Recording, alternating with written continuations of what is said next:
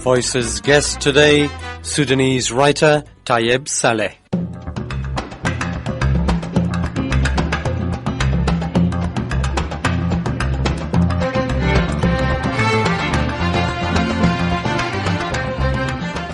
Tayyib Saleh was born in a small village in northern Sudan in 1929.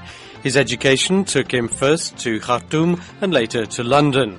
He spent much of his working life away from home, in Britain at the Arabic department of the BBC, working for UNESCO in Paris, and as Director General of the Ministry of Information in Qatar. Now retired, he lives in London and has not set foot in Sudan since the military Islamic regime, which he abhors, came to power in 1989. Tayyib Saleh has written only a handful of stories and short novels, but these have been hailed as outstanding works of modern Arabic literature. His first novel, The Wedding of Zayn, was published in 1966, followed 3 years later by what is considered to be his most accomplished work, Season of Migration to the North. This has a complex structure weaving between the narrator, who has returned from Europe to his village on the banks of the Nile, and the story of the central character, Mustafa Said, whom he meets in the same village where he later discovers his story, that of a brilliant student who seduced London society and numerous women, including one he married and murdered. A tale of love and hate between North and South. Daniel Brown met Tayyib Saleh when he visited Paris recently. He recalls how he started his writing career. The first fiction I wrote was a short story. I wrote just for amusement, really, while I was working for the BBC. And a Palestinian friend of mine called Muawiyah Dirhali read it, and he liked it. And they then broadcast it, and they published it in their Radio Times. What was that short story? It was called A Date Palm by the Canal or something like that. It was a form of nostalgic dialogue, if you like, with the world I have come from. I was probably talking to my people, and that was the beginning. And in the late 60s, you came to the attention of world literary circles with your book, Season of Migration to the North. How would you describe this story? I wanted actually to write a thriller to begin with. That was my intention. You know, a straightforward murder story. And then the thing developed into a kind of conflict between worlds and cultures and civilizations and that sort of thing. Of course, a great deal is being said about this novel, and it is rather difficult for me to sum it up now. This book has a tremendous force, a power, and you yourself said that it's changed as you wrote it. While you were writing it, just how much of a force was it in your daily life? I think I was taken over for the duration of the writing by the story, and I had to go along with it. New characters appeared, new dimensions, new angles.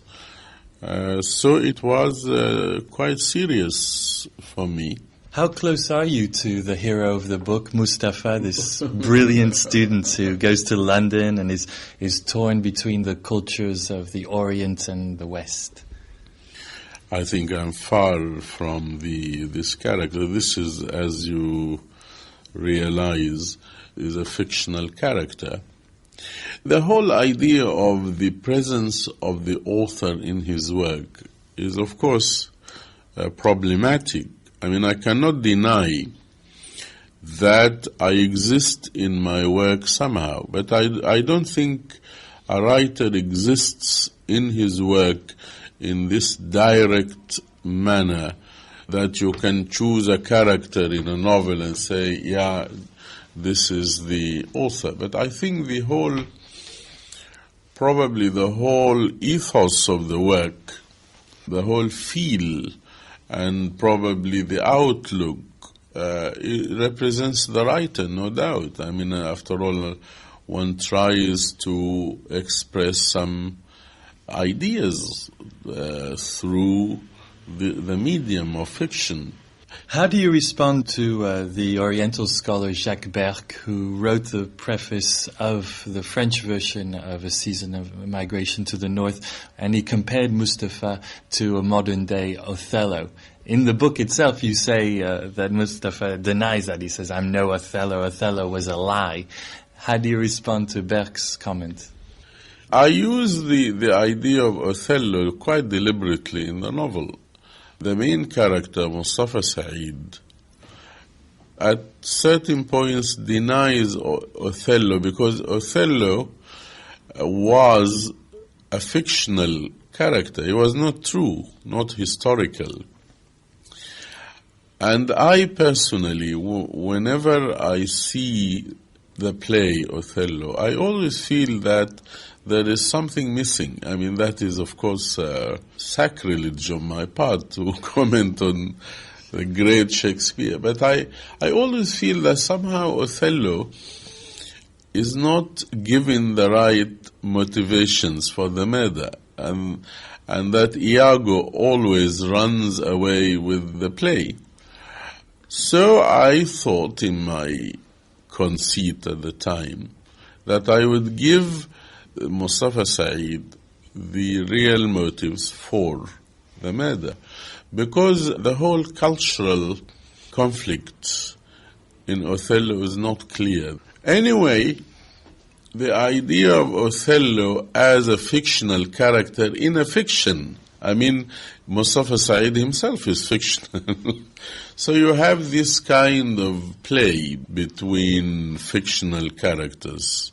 Sometimes he says he is not Othello, sometimes he says he is Othello.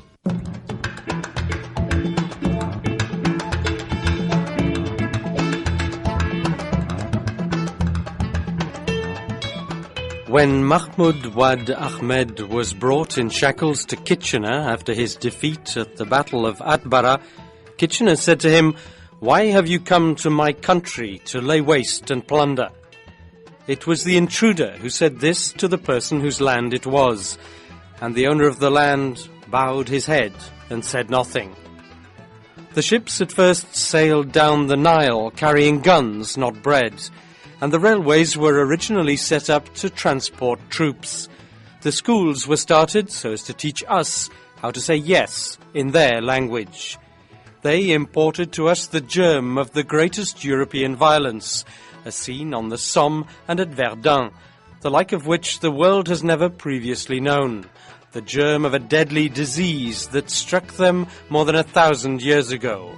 Yes, my dear sirs, I came as an invader into your very homes, a drop of the poison which you have injected into the veins of history. I am no Othello.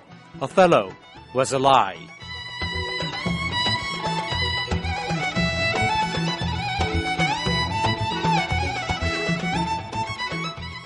The book was written 30 years ago, and one critic writes that it's an Arabian Night in reverse, where a brilliant student of an earlier generation returns to his Sudanese village.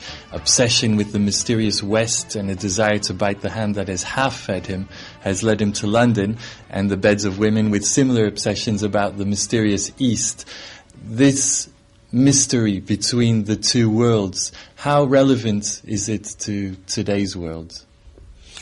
I think is very relevant. I think this was one of the fundamental ideas in the novel, the challenge of illusions.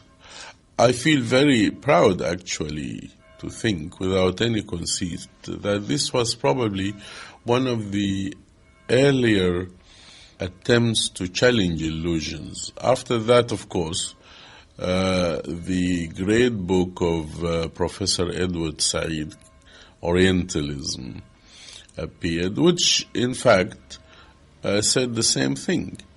We are still living in this kind of illusory atmosphere, and of course that, as far as I can see, obstructs understanding because, people look at each other through a kind of a haze. They don't see clearly. And the misunderstandings happen on both sides. I think this is one of the major obstructions to understanding between people, the stereotyping, the imaginary conceptions of the other. By the way, you know that the Africanness of this novel is not universally accepted.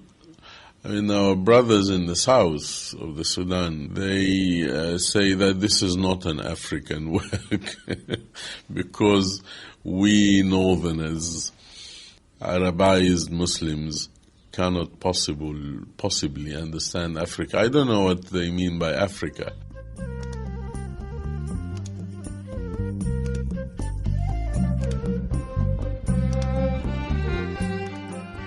The Nile's breast, like that of a man in anger, swells up, and the water flows over its banks, covering the cultivated land until it reaches the base of the houses at the fringe of the desert.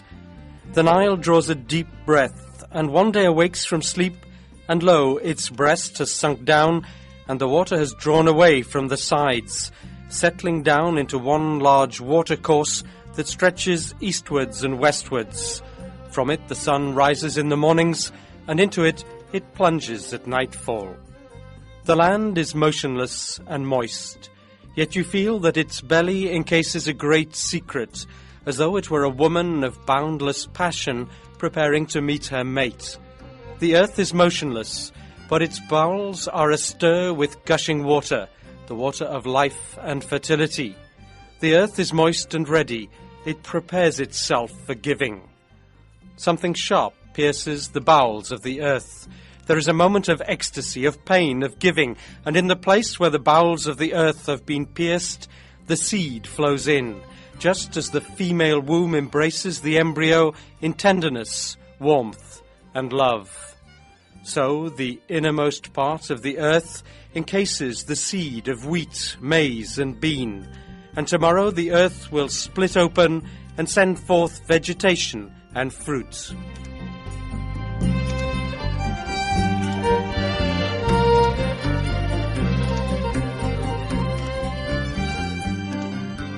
The Nile is the thing. I mean, the Nile is the god. And it has, from the very beginning, at least since 5,000 years ago, it has determined the whole flow of what one could call Sudanese civilization. Of course, the current idea is that the Sudan was a mere reflection of the old Egyptian civilization. But the Sudan developed its own civilization influenced by ancient Egyptian civilization, but also influencing it. So it was a kind of give and take. And the Nile was ever the most important physical, natural existence. And if one lived in these parts, especially as a young boy, when the Nile flows suddenly for no reason, and the water gets to places it doesn't get to usually, and then suddenly it goes down, you see. I think it has a very, very great psychological impact on the sensibility of the people living on both its banks. One of the stereotypes that I think your writings addresses and eliminates is the stereotype of the women in Sudan, in any case, as being submissive.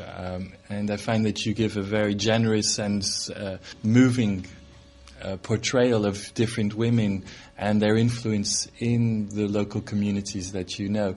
How have people responded in Sudan to these kind of portrayals? I must say first that the characters of women I present are true. I am not really exaggerating. The community in which I grew up, in this community, women were active, they were free, they participated in the life of the family, they were not veiled at all. And they were there in the community. They were not sitting, behind locked doors. This notion is totally false. And I think most women in the Muslim world were originally like that. I mean, the idea of the veil of segregation, this came later, not through the religion or any necessity, but because some people interpreted the religion in this way. I think in the Sudan, people recognized the characters of women I presented as true. So Sudanese recognize these characters right till today? I think so. I believe so, because women in the Sudan have always been emancipated, free, and very vital in the life of the community.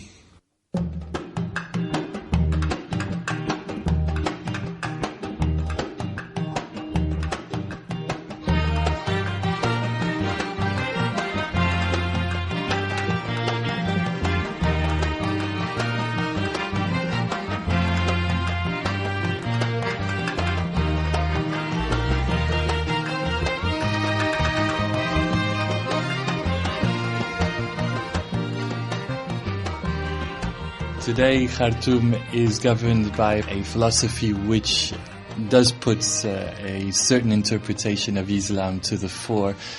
How do you see this, the current realities in your country? Well, it's not very pleasant. I think this philosophy is totally opposite and contrary to the whole ethos of the Sudanese people, which has been developed through the centuries. For example, the idea of creating a society in which only one idea rules and is predominant is just impossible, because the Sudan has been always a melting pot of ideas, of races and so on. And the Sudanese had, over the centuries, developed a very civilized form of Islam without actually tampering with the fundamental basics of the religion. They developed a marvelous tolerance to these things without imposition. And in any case, Islam entered the Sudan peacefully. That's a very important fact. The Sudan was not conquered by the Arabs by force, as happened in Egypt or in Syria. So this kind of puritanical form of Islam, to my mind, is contrary to the temperament of the Sudanese people. And I am sure it's not going to last for any length of time. The Nigerian writer Wole Soyinka said it was one of the great forgotten conflicts of the African continent by the international community. How frustrating is that for you? I think he meant the conflict between the North and South. Well, yeah, I mean, it's sad, it's tragic. I must say that the problem of the South was created by the British. I mean, I don't know whether they meant it or through good intentions, but they did segregate the South from the very beginning, because they felt that the southern people were in a fragile state and they wanted to protect them, you see. And some administrators in the South were they were fascinated by the idea of people living in nature. And I remember as students, we visited the South in 1948, I think. We were the first students ever to be allowed to visit the South. And we met a district commissioner. And we said to him, why do you accept that people can live naked? He said, why not? I mean, they are happy. You see, of course, at the time we couldn't understand this. But I think some of these British administrators were fascinated by this idea. So they closed it to the north because they thought the northerners were probably too aggressive and they're going to wipe out the culture, the native cultures. But the net results in the end was when Sudan got its independence from the British in 1955, that the South was, in terms of development, on a totally different level. So the conflict started, and also one must admit that northern governments committed grave mistakes because they treated the conflict as merely a kind of rebellion against the central authority. And their idea of solving the problem was to send the army. In fact, the British themselves did that earlier on, but maybe the British had more power to impose peace on the South. And it went on and got more and more complicated.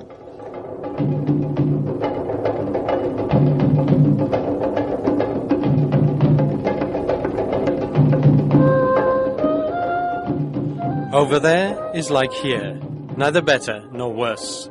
But I am from here, just as the date palm standing in the courtyard of our house has grown in our house, and not in anyone else's. The fact that they came to our land, I know not why, does that mean that we should poison our present and our future?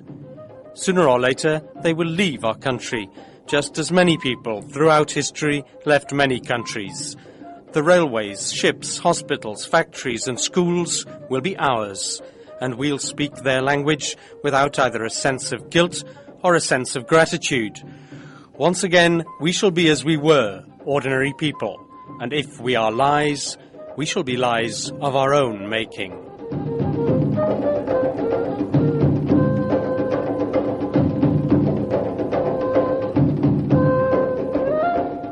You were born in the northern province of Sudan in 1929. What kind of region of Sudan is it? It is a very interesting region of the Sudan. This is the middle north. I mean, if you could imagine the map, the borders with Egypt as Wadi Halfa and Khartoum in the middle, where the Blue Nile and the White Nile meet. I was born right in the middle of that area, at the big bend of the Nile, in the Merowe area. My people are farmers and religious teachers, if I can use that word, and holy men and that sort of thing. What brought you to leave that town, village, and go to the Sudanese capital of Khartoum? Education, because in my day there was one secondary school to which pupils came from all over the Sudan. Eventually, before the British left, it became 2 secondary schools. So we all went to Khartoum. This was in the 40s. What was it like to move from a small Sudanese village on the lip of the Nile to a major metropolis where a British-type administration was governing? In some ways it was different, because Khartoum was comparatively a fairly big city, nicely laid out with big boulevards and so on. But in other ways it was quite familiar too, because Khartoum is one of 3 towns on the borders of the Nile, which are called the 3 towns. This is the heart of the Sudan, Durman, which is the old capital established by the Imam Mahdi, after overthrowing the Turkish rule in the Sudan. Durman in particular, which is considered to be the native capital of the country, was very familiar because the inhabitants were from all over the Sudan, mainly from the north. The interesting thing is that the British, at least in the last 10 years of their rule in the Sudan, they established a strange kind of colonization. I think it was unique, probably, because in any case, the Sudan was officially a condominium.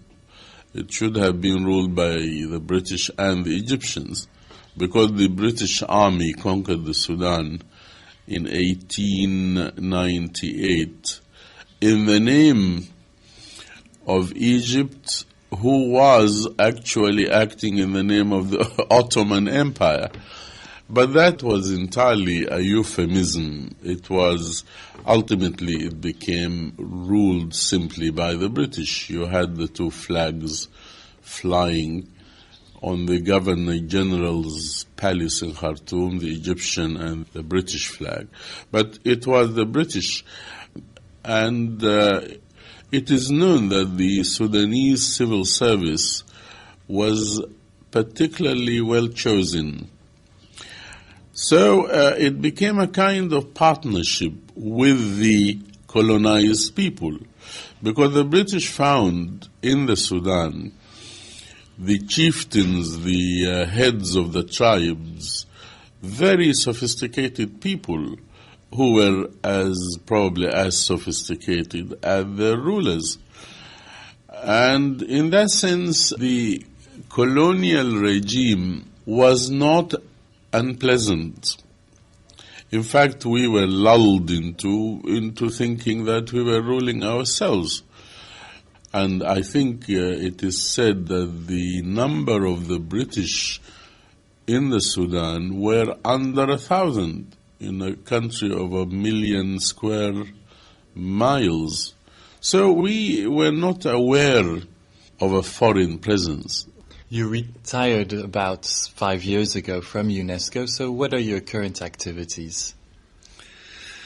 I read, I travel, I get a few invitations to speak at universities, conferences here and there, so that keeps me reasonably active. In every job I did, I was probably learning more than I gave. So you could say that my career is a series of apprenticeships. God knows what the end result will be. I don't know.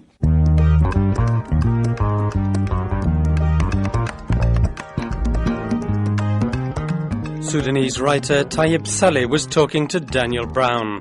Voices was produced by Daria Kianpo and myself, Ian Noble, with sound engineer Joël Pochon. This program was brought to you by the magazine service of Radio France International.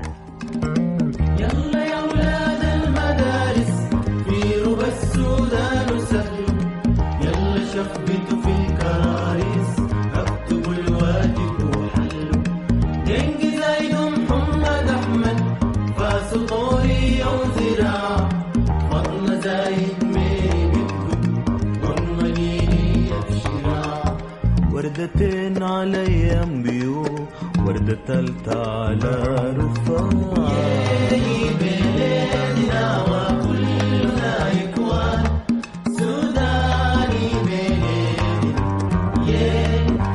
يا بلادنا وكلنا إخوان سوداني بلادنا يلا يا أولاد المدارس طيروا بالسودان وسهلوا يلا شخبطوا في الكراريس حطوا الواجب وحلوا حرب زايد بندقية يختفوا اللقمة